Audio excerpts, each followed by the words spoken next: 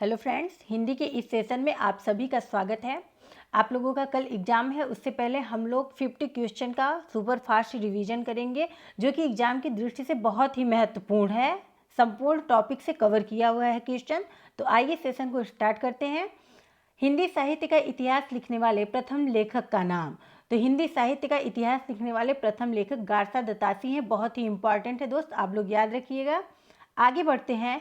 हिंदी गद्य का सर्वप्रथम युग किसे माना जाता है? भारतेंदु युग, द्विवेदी युग, शुक्ल युग या फिर प्रेमचंद्र युग? तो हिंदी गद्य का सर्वप्रथम युग भारतेंदु युग को माना जाता है। इसका राइट आंसर ए है। आगे बढ़ते हैं। रीति काल का अन्य नाम है। तो रीति काल का अन्य नाम श्रृंगार काल है। बहुत ही इंपॉर्टेंट है, याद रखिएगा। अगला प्रश्न है, भाषा की सार्थक लघुत्तम इकाई किसे माना जाता है? मात्रा को, शब्द को, अर्थ को या फिर वर्ण को? तो भाषा की सार्थक लघुत्तम इकाई जो होती है शब्द होता है। इसका राइट आंसर बी है। हिंदी वर्णमाला में स्वरों की संख्या है। तो हिंदी वर्णमाला में स्वरों की संख्या 11 है। वर्णमाला से 4 से 5 क्वेश्चन आपके एग्जाम में आएंगे।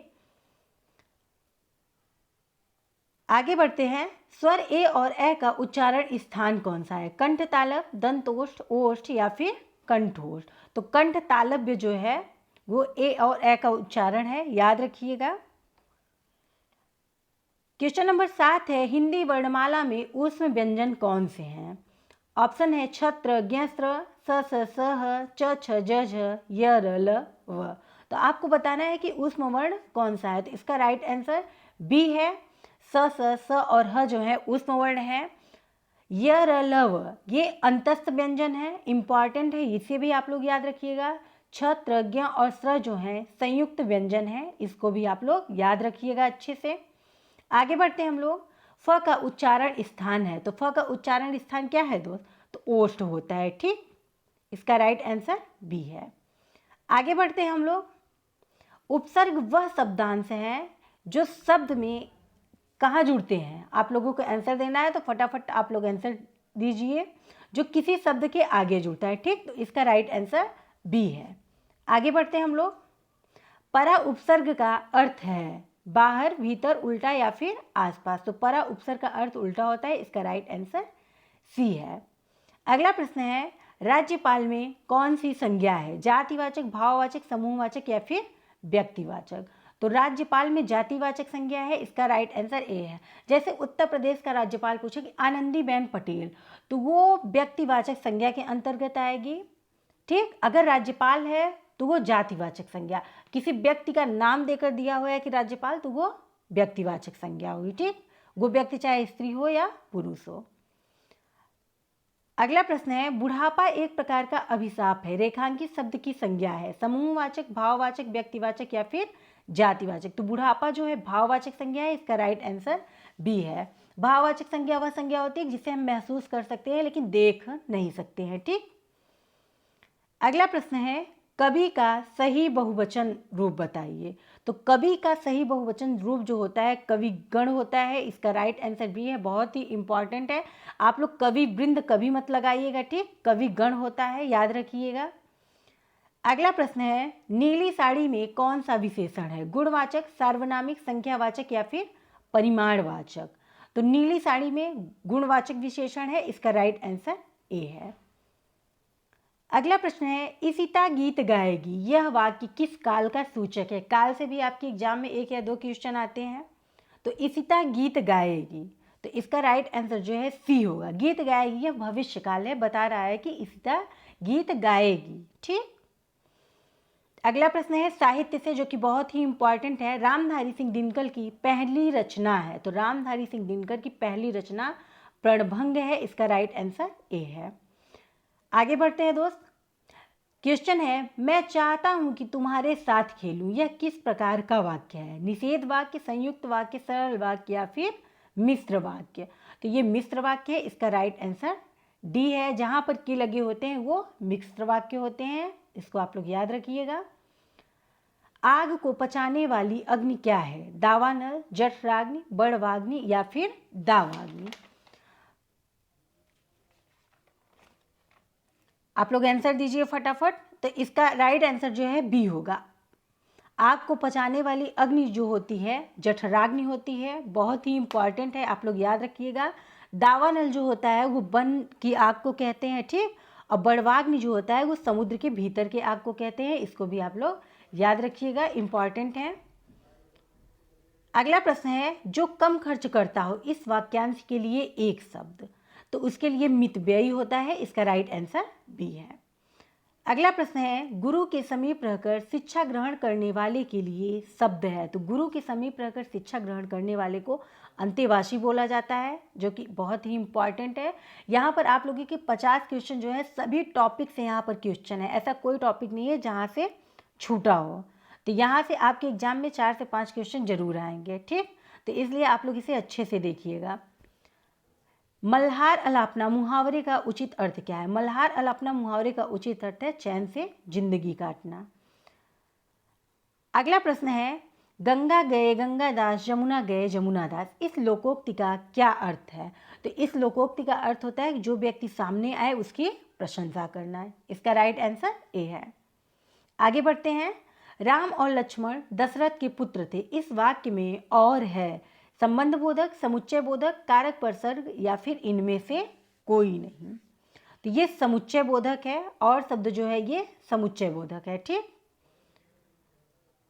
कलम तोड़ना मुहावरे का क्या अर्थ है? तो आप लोग आंसर दीजिए फटाफट। कलम तोड़ना मुहावरे का अर्थ होता है अच्छा लिखना। आप लोग बोलते हैं ना कि हमने कलम तोड़ दिया, तो इसका अर्थ होता है कि बहुत अच्छा लिखा। चलिए आगे बढ़ते हैं।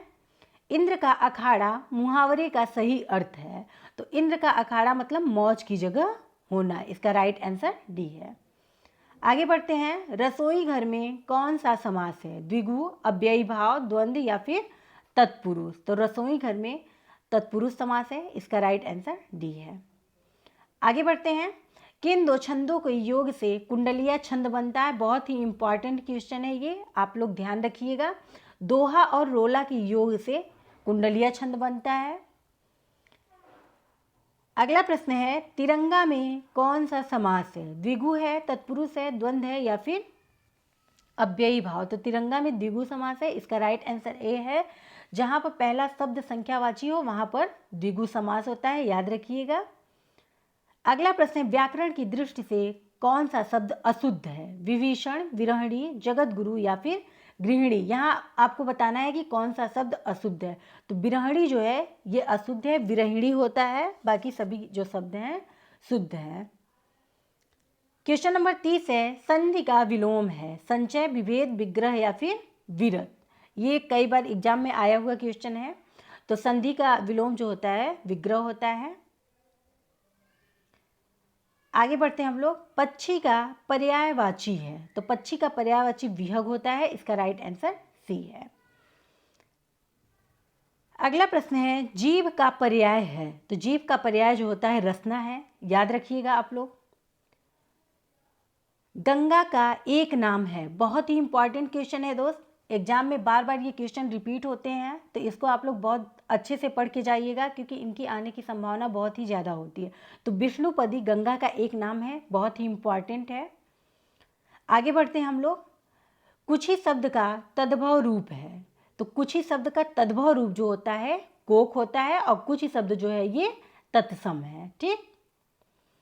क्वेश्चन नंबर 35 है, खंडहर का तत्सम है, आपको खंडहर का तत्सम बताना है, तो खंडहर का तत्सम जो होता है खंडगृह होता है, इसका राइट आंसर डी है। अगला प्रश्न है जो कि संधि से है, महेंद्र शब्द का संधि विच्छेद क्या होगा? तो महेंद्र शब्द का जो संधि विच्छेद होता है महाधन इंद्र होता है, और महेंद्र में कौन सी संधि है? तो गुण संधि है, इसको भी आप लोग ध्यान रखिएगा। नरेश का संधि विच्छेद, तो नरेश में क्या मतलब, नरेश का क्या संधि विच्छेद है? आप लोग आंसर दीजिए फटाफट। तो नरेश का संधि विच्छेद जो होता है नरधन ईस होता है, इसमें भी गुण संधि है, ठीक। चलिए आगे बढ़ते हैं, अंक शब्द का अनेकार्थी शब्द नहीं है, आपको बताना है कि अंक शब्द का अनेकार्थी शब्द कौन सा नहीं है, ठीक। ये नहीं वाले क्वेश्चन आप लोग ध्यान से पढ़ा करिए क्योंकि जहाँ आप नहीं ध्यान देंगे यहाँ पर आप लोगों से मिस्टेक हो जाएगा, ठीक। तो इसका राइट आंसर जो होगा डी होगा, पृथ्वी नहीं है। क्वेश्चन नंबर 39 है, जिसकी उपमा दी जाए उसे कहते हैं, तो जिसकी उपमा दी जाए उसे उपमेय कहते हैं, राइट आंसर ए है। क्वेश्चन नंबर 40 है, हरिपद कोमल कमल से इस उक्ति में कौन सा अलंकार है? उपमा, उत्प्रेक्षा, यमक या फिर रूपक? तो इसमें उपमा अलंकार है। इसका राइट आंसर ए है। जहाँ पर सासी से हो वहाँ पर उपमा अलंकार होता है। याद रखिएगा दोस्त आप लोग। साहित्य से क्वेश्चन है, बहुत ही इंपॉर्टेंट क्वेश्चन है, ध्यान दीजिएगा आप लोग। उर्वशी किसका काव्य संग्रह है? तो उर्वशी रामधारी सिंह दिनकर का काव्य संग्रह है, इसे याद रखिएगा। क्वेश्चन नंबर 42 है, हिम तरंगिणी किसका काव्य संग्रह है? तो हिम तरंगिणी जो है माखनलाल चतुर्वेदी का है। बहुत ही इंपॉर्टेंट है, जितने भी क्वेश्चन साहित्य से हैं सभी बहुत ही महत्वपूर्ण हैं, तो आप लोग ध्यान से पढ़िएगा। अगला प्रश्न है, रामचरितमानस की भाषा है? तो रामचरितमानस की भाषा जो है अवधी है। इसका राइट आंसर बी है। बिहारी के प्रसिद्ध हैं, एग्जाम में कई बार आया हुआ क्वेश्चन है, तो बिहारी के प्रसिद्ध दोहा है। इसका राइट आंसर सी है। आगे बढ़ते हैं दोस्त। हिंदी वर्णमाला में व्यंजन की संख्या है? तो हिंदी वर्णमाला में व्यंजन की संख्या 33 है। स्वर कितने होते हैं? 11 होते हैं। कुल वर्णों की संख्या 52 होती है। ठीक। क्वेश्चन नंबर 46 है, विशेषण के भेद हैं? तो विशेषण के कितने भेद होते हैं? तो विशेषण के 4 भेद होते हैं। इसका राइट आंसर डी है। अगला प्रश्न है, जयद्रथ वध किसकी रचना है? इंपॉर्टेंट क्वेश्चन है। तो जयद्रथ वध मैथिली शरण गुप्त की रचना है। इसका राइट आंसर ए है। क्वेश्चन नंबर 48 है, निम्न विकल्पों में से सही विकल्प चुनिए। तो यहाँ आपको बताना है कि कौन सा शब्द शुद्ध है। तो ये पुनर्जागरण जो है ये शुद्ध है। ज के ऊपर हमेशा उड़ंतु र होता है, याद रखिएगा। न के ऊपर जो रहता है वो अशुद्ध होता है। अगला प्रश्न है, समृद्ध स्वर हैं? तो आपको बताने हैं कि इसमें समृद्ध स्वर कौन से हैं। तो दोनों ई दोनों ऊ जो होते हैं ये समृद्ध स्वर होते हैं, याद रखिएगा। क्वेश्चन नंबर 50 है, अग्र स्वर हैं? तो अग्र स्वर दोनों ई और दोनों ए होते हैं। हम लोगों ने बहुत ही कम समय में 50 क्वेश्चन का रिवीजन किया है, तो आप लोग क्लास को ध्यान से देखिएगा। यहाँ से आप लोगों को कल ज़रूर क्वेश्चन देखने को मिलेंगे। उम्मीद करते हैं कि आप सभी बहुत अच्छे होंगे, कल एग्ज़ाम अच्छे से दीजिए। आज की क्लास यहीं पर समाप्त होती है। आप सभी को एग्ज़ाम की ढेर सारी शुभकामनाएं। जय हिंद।